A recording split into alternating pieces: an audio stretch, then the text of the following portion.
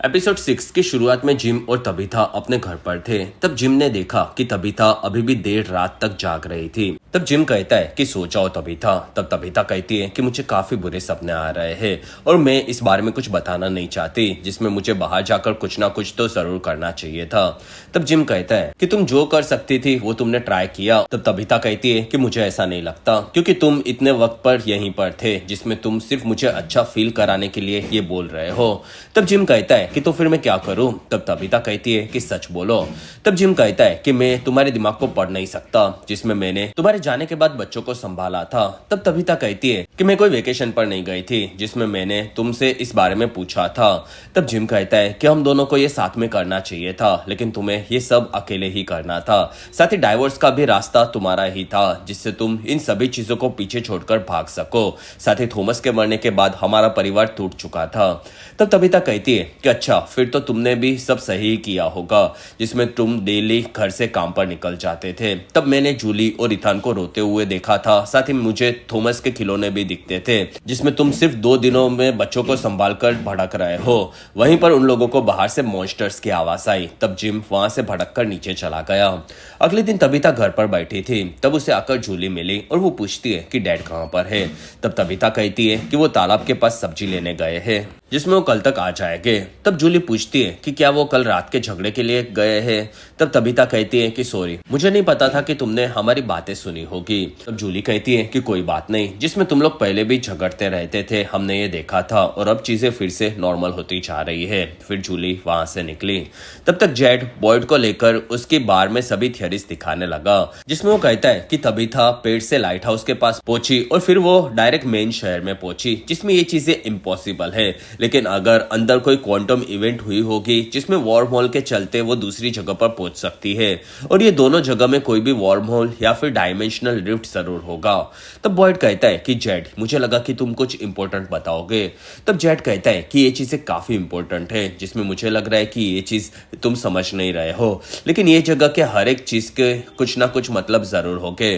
जिसमें मिरांडा के सपनों में ऐसी बोटल्स के पेड़ उसने काफी पहले ही देख लिए थे, जिसमें उस बोटल्स के अंदर कुछ नंबर्स थे। तब बॉयड पूछता है कि क्या तुमने दूसरे पेड़ की बोटल्स देखी। तब जेड कहता है कि दूसरे पेड़ तो मिरांडा ने असली दुनिया में बनाए थे। तब बॉयड कहता है कि नहीं, यहाँ पर और एक पेड़ है जो कि मैंने और सारा ने देखा था, और वो फार अवे ट्री जैसा हॉल वाला नहीं बल्कि नॉर्मल पेड़ है, लेकिन उस पर भी बोटल्स लटकी हुई है और उनके अंदर 1864 जैसे नंबर लिखे थे। तब जेड ने वो नंबर उसके पेड़ पर भी लिखा हुआ देखा जो कि उसे मिला था।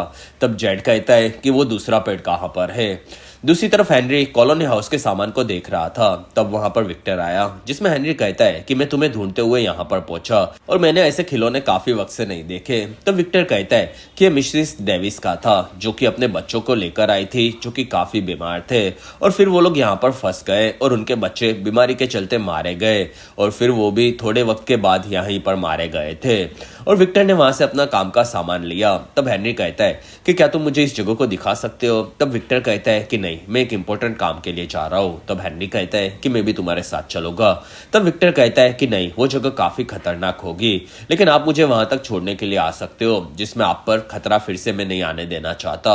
तब हेनरी मान गया और वो दोनों वहां से निकले। तब तक कैनी ने मेडिकल का सामान हॉस्पिटल में आकर मैरियल को दिया। तब मैरियल कहती है कि ये सामान काफी काम आएगा और अब तुम जाकर अपने घर पर आराम करो। तब कैनी हाँ बोलकर वहां से निकला, जिसमें कैनी को बाहर बॉयड मिला। तब कैनी काफी खुश था और वो कहता है कि मैं अब घर जा रहा हूँ। तब बॉयड पूछता है कि क्या तुम ठीक हो। तब कैनी कहता है कि हाँ, मैं ठीक हूँ सच में, और मुझे इस बारे में कोई बात नहीं करनी। फिर कैनी वहां से आगे बढ़ गया।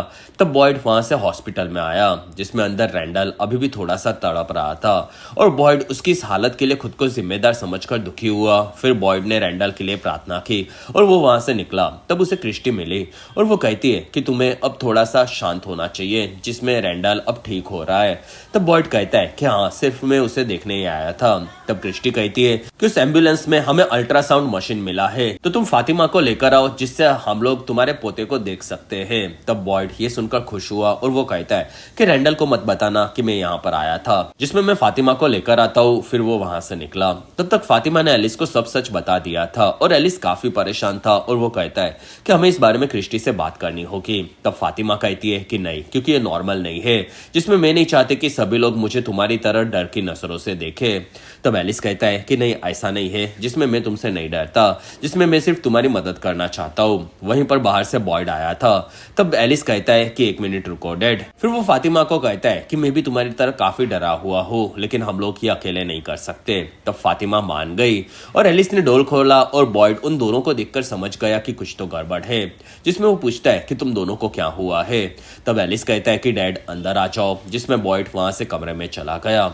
दूसरी तरफ डोना पुल में डेल की लाश वाली दीवार को ढकने के लिए पत्थर जमा कर रहे थे। तब तबीता आकर उनसे मिली और वो कहती है कि जो भी हुआ उसके लिए मैं काफी दुखी हूँ, और क्या डेल तुम्हारे करीब था। तब डोना कहती है कि वो कॉलोनी हाउस में सबको परेशान करता था, लेकिन फिर भी हम सभी के काफी अच्छे मोमेंट्स उसके साथ थे, और इसी वजह से कोई भी लोग उसे इस हालत में देखना पसंद नहीं करेंगे। तब तबीता कहती है कि वो पेड़ में घुसा तब हम लोग वहीं पर थे, जिसमें वो सिर्फ सभी लोगों की मदद करना चाहता था। तब डोना कहती है कि वो पेड़ में गया था तब कुछ ना कुछ बकवासी बोला होगा। तब तबीता हंसने लगी और उसने देखा कि वहां के अभी भी काफी सारे लोग उससे नाराज थे। तब डोना कहती है कि तुम्हारी मीटिंग में सबसे ठीक से बात नहीं हुई थी। तब तबीता कहती है कि सभी लोग मुझसे जवाब चाहते हैं क्योंकि मैंने उनको निराश किया है। तब डोना कहती है कि तबीता तुम्हारे बच्चों को लगा था कि तुम मर चुकी हो, जिसमें वो लोग सिर्फ तुम्हें वापस पाकर ही काफी खुश हो गए। तब तबीता कहती है कि शायद मीटिंग रूम में सभी लोग सही थे और मैं बाहर जाकर मदद ला सकती थी, लेकिन मैंने वो पूरा मौका बर्बाद कर डाला। तब डोना कहती है कि डेल और तुम दोनों एक ही पेट से गए थे, जिसमें तुम भी इसी तरह से इस दीवार में मारी जा सकती थी, और इसलिए तुम अब कोई हीरो बनने की कोशिश मत करना और तुम्हें जाकर अपने बच्चों के साथ वक्त बिताना चाहिए, जिसमें तुम लकी हो कि तुम जिंदा हो। तब तबीता ने डोना को गले लगा लिया, जिसमें डोना अंदर से टूट चुकी थी, लेकिन उसने खुद को काफी स्ट्रॉन्ग दिखाया। फिर तबीता वहां से निकली, जिसमें तबीता के जाते ही डोना ने खुद के गुस्से को पत्थरों पर निकाला। और अगर आप अभी तक इस वीडियो को एंजॉय कर रहे हो तो प्लीज इस वीडियो को लाइक, कमेंट और शेयर, साथ ही चैनल को सब्सक्राइब जरूर करें। और इस चैनल पर मेरा 10,000 सब्सक्राइबर्स का टारगेट आपको कैसे भी खत्म करना होगा। दूसरी तरफ हेनरी को विक्टर ने उसका प्लान बताया, जिसमें वो एक गुफा से मॉन्स्टर्स के रहने की जगह पर जा रहा था, क्योंकि वहां से उसे जैस्पर नाम का एक खिलौना चाहिए था। तब हेनरी कहता है कि आइडिया मुझे ठीक नहीं लग रहा, जिसमें वो दोनों गुफा के पास पहुंचे। तब विक्टर कहता है कि डैड आपको यहाँ से वापस जाना चाहिए, जिसमें आपको रास्ता पता है। तब हेनरी कहता है कि नहीं, मैं वापस नहीं जाऊंगा, जिसमें मैं तुम्हारे साथ आऊंगा, क्योंकि मैं तुम्हें पहले भी एक बार खो चुका हूँ और मुझे तुम्हें इस बार नहीं खोना। तो विक्टर कहता है कि चलेगा। फिर उसने अपने ग्रीन सोल्जर्स के खिलौनों को निकाला, जिससे वो रास्ते पर रखकर रास्ता याद रख सके, और वो कहता है कि डैड आप कुछ भी मत बोलना। फिर वो दोनों वहां से गुफा में घुसे।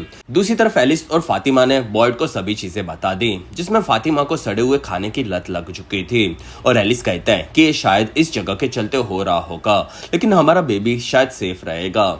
तब बॉयड कहता है कि क्रिस्टी को अल्ट्रासाउंड मशीन मिला है जो कि एम्बुलेंस में था, और उससे हम लोग बच्चे को देख सकते हैं। तब एलिस ये सुनकर खुश हुआ, लेकिन फातिमा कहती है कि नहीं, और तब एलिस कहता है कि डैड हमें बात करनी है। तब बॉयड वहां से बाहर निकला, साथ ही वो अपने पोते के लिए काफी परेशान था, जिसमें एलिस कहता है कि फातिमा हम लोग सिर्फ उम्मीद लगाकर नहीं रख सकते कि वो बेबी ठीक होगा, जिसमें हमें ये चेक करना चाहिए। तब फातिमा डरी हुई थी, लेकिन वहां पर एलिस और दोनों ने बच्चे के ठीक होने के लिए हॉस्पिटल में जाने का डिसाइड किया।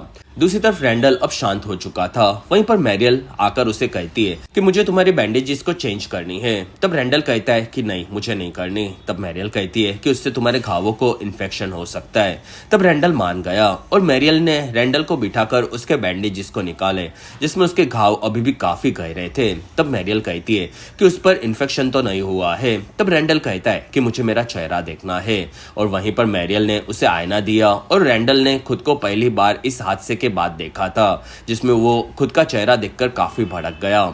दूसरी तरफ कैनी अपने घर में स्क्रू ड्राइवर ढूंढ रहा था, जो कि गायब था। वहीं पर उसे बाहर से धुआं दिखा। तब वो बाहर आया, जिसमें जूली वहां पर माल फूक रही थी, और जूली कहती है कि ये मेरे मॉम डैड को मत बताना। तब कैनी कहता है कि चलेगा, और क्या तुमने मेरे घर पर स्क्रू ड्राइवर देखा था? तब जूली कहती है कि मेरे डैड यहाँ से सामान लेकर जाते, और शायद वो लेकर गए होंगे, लेकिन वो कैनी की मॉम का सामान था, इसलिए जूली ने माफी मांगी। तब कैनी कहता है कि कोई बात नहीं, वो सिर्फ स्क्रू ड्राइवर था, जिसमें मैं डाइनिंग जा रहा हूँ, और तुम थोड़ा कम माल फूकना। फिर कैनी वहां से निकला, जिसमें कैनी अंदर आकर बाकी सामान के साथ अपने माता पिता के फोटोज को देखकर काफी दुखी हुआ, जिसमें वो जगह उसे उसके माता पिता की अब काफी ज्यादा याद दिलाती थी। तब तक गुफा में विक्टर और हेनरी आगे बढ़ रहे थे और वो दोनों सैनिकों को नीचे रख रख कर जा रहे थे जिससे वो रास्ता भटक न जाए। और फिर वो गुफा में एक जगह पर पहुंचे। तब विक्टर कहता है कि जेस्पर को यहाँ के टेबल के बाकी सामान के साथ होना चाहिए था, लेकिन अब वो यहाँ पर नहीं है। तब हेनरी कहता है कि अब हमें वापस जाना चाहिए। तब विक्टर कहता है कि हमें कैसे भी जेस्पर को ढूंढना होगा, जो कि यहाँ के सामान के साथ गायब नहीं हो सकता और शायद वो गुफा में थोड़ा और अंदर होगा। तब हेनरी कहता है कि अच्छा आइडिया नहीं है। और तब विक्टर कहता है कि डैड ये काफी जरूरी है और हमें कुछ नहीं होगा। तब हेनरी मान गया और वो दोनों गुफा के अंदर और घुसने लगे। तब तक बॉयड के पास एलिस बाहर आकर कहता है कि डैड हम दोनों अभी चल रहे हैं। और फातिमा काफी डरी हुई है। तब बॉयड ने एलिस को संभाला, जिसमें एल्जिन कॉलोनी हाउस में सभी की फोटोज निकाल रहा था। फिर उसे फातिमा दिखी। तब उसने फातिमा का फोटो निकाला और वो कहता है कि ये मुझे बेसमेंट में कैमरा मिला था और मैं कॉलोनी हाउस में सभी की फोटोज निकालकर दीवार बनाना चाहता हूँ। तब फातिमा हाँ बोलकर वहां से निकली और एल्जिन भी समझ गया कि फातिमा काफी परेशान है। और फातिमा बाहर आकर एलिस और बॉयड से मिली और वो कहती है कि क्रिस्टी को क्रेविंग्स के बारे में हमें कुछ नहीं बताना। तब एलिस मान गया और फातिमा ने बॉयड को पूछा, तब वो भी मान गया। फिर तीनों वहां से निकले। तब तक जेड ने जंगल में आकर बॉयड के बताए हुए बॉटल वाले दूसरे पेड़ को ढूंढ लिया था और उस पर काफी सारी बॉटल्स थी। और इस बार जेड को वहां पर बारटेंडर टॉम नजर आया, जो कि काफी पहले मर चुका था। और टॉम कहता है कि एक बेवड़ा बोतल के पेड़ को ढूंढ रहा है। तब जेड कहता है कि तुम ग्लास क्यों साफ कर रहे हो। तब टॉम कहता है कि हर एक आदमी अपना काम ही करता है, जिसमें तुम्हें क्या लगता है कि इस पेड़ से तुम्हें कुछ फायदा होगा। तब जेड कहता है कि हाँ, यहाँ के हर एक चीज में कोई ना कोई सिग्नल जरूर है, जिसमें यहाँ पर कुछ भी ऐसे ही नहीं होता। तब टॉम कहता है कि यही तो तुम्हारी प्रॉब्लम है, जिसमें तुम्हें लगता है कि पर्यावरण का डिजाइन में कुछ ना कुछ संकेत होता है, लेकिन ये ऐसा नहीं है। जिसमें तुम्हारे जैसे किसी पागल ने इस पेड़ पर बॉटल्स लगाई होगी, जिसका कोई मतलब नहीं होगा, लेकिन वो भी तुम्हारी तरफ काफी ज्यादा सोचता होगा। तब जेड कहता है कि नहीं, क्योंकि मिरांडा को ऐसे पेड़ के काफी सारे विजन सालों पहले से आ रहे थे और उसके विजन्स का कोई ना कोई मतलब जरूर होगा। तब टॉम कहता है कि तुम्हें भी तो वर्ल्ड वॉर के सैनिक्स के विजन्स आते हैं, तो उसका मतलब क्या है। तब जेड कहता है कि वो अलग चीज है। तब टॉम हंसने लगा। वहां पर जेड कहता है कि ठीक है, शायद तुम सही हो सकते हो कि इन चीजों का कोई मतलब नहीं है, लेकिन फिर भी मुझे तुम्हारी इस पेड़ में से बॉटल निकालने में मदद चाहिए। तो टॉम कहता है कि पहले मैं ग्लास को साफ करूंगा। तब जेड भड़क गया। वहां पर टॉम कहता है कि जेड तुम काफी काबिल हो, जिसमें तुमने एक मल्टी मिलियनर की कंपनी खड़ी कर दी थी, जबकि लोगों को तुम पर बिल्कुल भरोसा नहीं था। लेकिन अब तुम कमजोर लग रहे हो, जिसमें तुम्हें दारू छोड़कर इस जगह को समझकर उसे हराने के बारे में सोचना चाहिए। वहां पर जेड इस बारे में सोचने लगा। तब उसने देखा कि टॉम वहां से गायब हो चुका था। तब जेड कहता है कि तुम मुझे इस बारे में हर्ट किए बिना भी समझा सकते थे। तब तक इथान घर पर पढ़ रहा था। वहीं पर तबीता वापस आई। तब इथान कहता है कि मैं मिस चैन की बुक पढ़ रहा हूँ। तब तबीता काफी खुश हुई और वो पूछती है कि जूली कहाँ पर है। तब इथान कहता है कि वो बाहर घूमने गई है। फिर उसने मिस चैन और मिसिस चैन के फोटोज देखे और वो कहता है कि क्या अब वो दोनों साथ में हो गए। तब तबीता कहती है कि हाँ। तब इथान पूछता है कि क्या वो दोनों शादी करके खुश हो गए। तब तबीता भी समझ गई कि इथान ने उनके झगड़े की बातें सुनी थी। और तब वो कहती है कि कल रात को हमारे झगड़ने के लिए हमें माफ कर दो, लेकिन हम दोनों सभी के लिए अच्छे से रहने का ट्राई कर रहे हैं। तब इथान कहता है कि हम लोग यहाँ पर आए थे तब सब ठीक था, क्योंकि हम सभी लोग काफी डरे हुए थे और इसी वजह से एक दूसरे पर गुस्सा नहीं करते थे, और काश ऐसा फिर से हो जाए। वहीं पर दोनों को जेड बार में जाते हुए दिखा। तब इथान कहता है कि हमें उसके पास जाना चाहिए। तब तबीता कहती है कि जेड इस जगह के पजल्स को समझना चाहता है।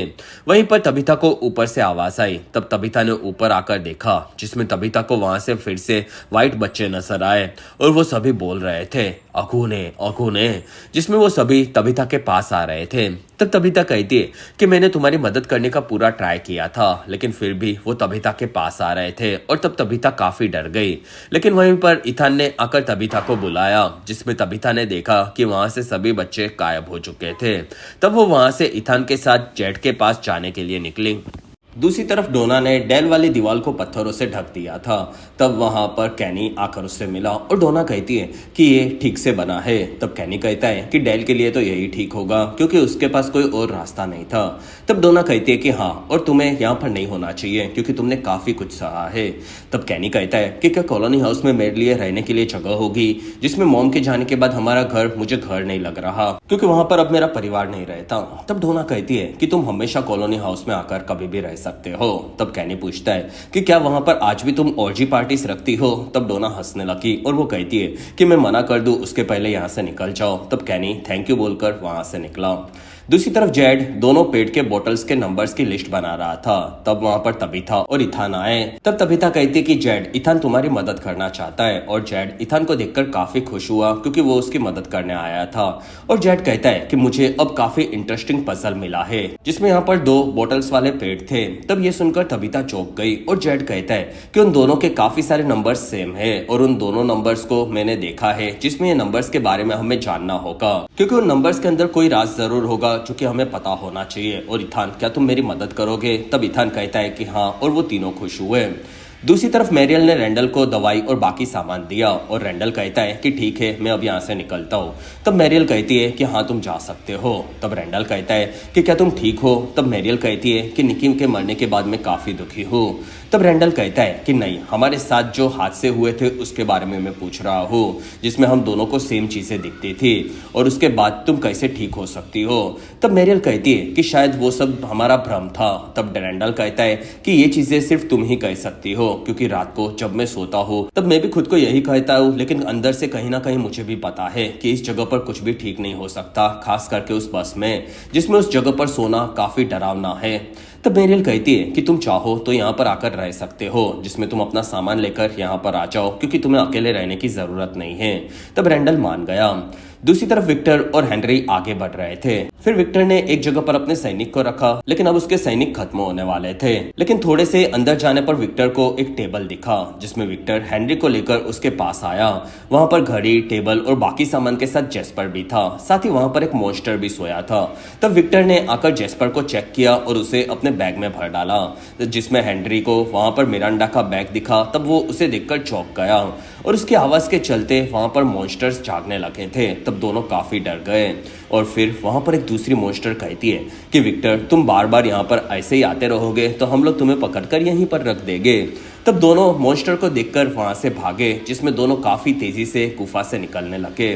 दूसरी तरफ जूली घर के बाहर थी। तब उसे रैंडल उसके सामान को लेकर जाते हुए दिखा और जूली पूछती है कि तुम अब कहां पर रहोगे। तब रैंडल कहता है कि जोहू में सी फेसिंग पेंट हाउस मिला है। तब जूली हंसने लगी और रैंडल को वो पूछती है कि तुम सच बताओ कहां जा रहे हो। तब रैंडल कहता है कि मुझे हॉस्पिटल में मैरियल ने रहने के लिए कहा है। तब जूली कहती है कि मैरियल अब कैसी है। तब रैंडल कहता है कि वो सब भूल चुकी है और तुम कैसी हो। तब जूली कहती है कि उन चीजों को भूलने के लिए मैं काफी ज्यादा माल फूकती हूँ जिससे मुझे फायदा भी होता है। तब रैंडल कहता है कि मुझे भी ट्राई करना है। तब जूली ने अपना माल निकाला। दूसरी तरफ विक्टर हेनरी विक्टर के कंटेनर में आए। वहां पर विक्टर ने हेनरी को शांत करवाया और वो कहता है कि अब हम लोग सेफ हैं। तब हेनरी कहता है कि इतना खतरा इस खिलौने के लिए। तब विक्टर कहता है कि हाँ ये जरूरी था। तब हेनरी कंटेनर को देखने लगा और वो कहता है कि ये कैसी जगह है। तब विक्टर कहता है कि इस जगह पर मैं अब कभी कभी आकर छुप जाता हूँ जिसमें यहाँ पर पहले लोग नहीं रहते थे तब मैं यहीं पर रहता था। हेनरी सब समझ गया और वो कहता है कि बेटा उन दिनों में तुम अकेले यहाँ पर रहते थे और मैं कितना बुरा बाप हूँ जो कि तुम्हें ढूंढकर कुछ नहीं कर पाया। तब विक्टर कहता है कि डैड अब सब ठीक होगा क्योंकि हमें जेस्पर मिल चुका है और वो सभी चीजें जानता है और वो क्रिस्टोफर को इस बारे में सब बताता था और हम लोग उसकी बातें फिर से सुनेंगे। तब हेनरी कहता है कि ये तो एक सिर्फ खिलौना है। तब विक्टर कहता है कि हमें फिर से इससे बातें करनी होगी। दूसरी तरफ हॉस्पिटल में क्रिस्टी और मैरियल ने फातिमा को तैयार किया और फिर उसके पेट पर क्रीम लगाई और क्रिस्टी कहती है कि शुरू के दिनों में बच्चा सिर्फ मूंगफली की साइज का होगा तो तुम ज्यादा उम्मीद मत रखना। फिर उन्होंने मशीन में बच्चे को देखना शुरू किया। तब क्रिस्टी काफी कंफ्यूज थी क्योंकि उसे पेट में कहीं पर भी बच्चा दिख ही नहीं रहा था। तब क्रिस्टी कहती है कि फातिमा तुम प्रेग्नेंट नहीं हो। तब फातिमा ये सुनकर चौंक गई और वो कहती है कि फिर से चेक करो जिसमें तुमने कुछ भी चेक नहीं किया है। तब क्रिस्टी कहती है कि सॉरी, लेकिन फातिमा चिल्लाने लगी। तब क्रिस्टी ने फातिमा को मशीन में दिखाया कि इस जगह पर बेबी होना चाहिए लेकिन यहाँ पर फिलहाल कुछ नहीं है। और तब मैरियल कहती है कि बेबी सिर्फ उसी जगह पर होता है। तब एलिस कहता है कि हमें इन्हें सच बताना होगा। तब दोनों चौंक गए। तब वहां पर उन लोगों ने दोनों को सभी चीजें बताना शुरू किया। दूसरी तरफ एल्जिन अपने फोटोज को लगा रहा था और तब उसे वहां पर फातिमा का फोटो दिखा और एल्जिन को उस फोटो में फातिमा के पीछे सी मॉन्स्टर नजर आई जो कि पीछे से एल्जिन के पास आकर उसे पकड़कर कहती है कि मेरी मदद करो तो मैं तुम्हें और बाकी लोगों को यहाँ से बाहर निकाल लूंगी। वहीं पर एक लड़की ने आकर एल्जिन को बुलाया। तब वहां से सी मॉन्स्टर गायब हो चुकी थी और वो लड़की एल्जिन के फोटोज की तारीफ करके के वहां से निकल गई। तब एल्जिन ने फातिमा के फोटो को देखा जो कि नॉर्मल था और वो आगे इस बारे में क्या करना है ये सोचने लगा। दूसरी तरफ जेड और इथान नंबर्स को देख रहे थे। तब जेड कहता है कि इनमें से काफी सारे नंबर्स रिपीट हो रहे हैं। तब इथान कहता है कि हाँ, और कुछ नंबर्स उल्टे लिखे गए हैं। तब जेड कहता है कि इनके अंदर कोई पैटर्न जरूर होगी जो कि हमें ढूंढनी होगी। फिर जेड तबीता के पास आकर उससे बात करने लगा और वो कहता है कि वो बच्चे तुम्हें कुछ नहीं करेंगे। तब तबीता कहती है कि तुम्हें ऐसा क्यों लगता है। तब जेड कहता है कि तुम उनकी मदद करने गई थी। तब तबीता कहती है कि मुझे ऐसा नहीं लगता, क्योंकि 40 सालों पहले मिरांडा ने भी उन्हीं बच्चों को देखा था। वहीं पर तबीता को जेड के नदी के पास दिखने वाले पुतलों की पेंटिंग दिखी और वो उसे देखकर चौंक गई और वो कहती है कि ये तुम्हें कहां पर दिखे। तब जेड कहता है कि वो नदी के पास थे और शायद वो उस जगह की रक्षा के लिए वहां पर होंगे। तब तबीता को वो जगह याद आने लगी जिसमें वो बचपन में वहीं पर थी। फिर वो कहती है कि क्या उन 3 पुतलों के पास बड़े बड़े 3 लाल पत्थर थे। तब जेड कहता है कि तुम्हें ये कैसे पता, और ये सुनकर तबीता वहां पर चौंक गई, जिसमें उसे याद आया कि वो पत्थर के पीछे छुपी थी तब उस पर किसी ने हमला किया था। फिर तबीता कहती है कि मैं छोटी थी तब मुझे भी ऐसे विजन्स रोज दिखते थे, जिसमें ऐसा मिरांडा के साथ नहीं बल्कि मेरे साथ भी हुआ था, बस मैं उन चीजों को भूल गई थी। और ये याद करके तबीता दुखी हुई। इसी के साथ ये बेहतरीन एपिसोड यहीं पर खत्म हुआ। बाकी अगर आपको ये सीरीज पसंद आ रही है तो आप इस चैनल को सब्सक्राइब करें, जिससे आने वाले एपिसोड्स को आप जल्द से जल्द देख सकें।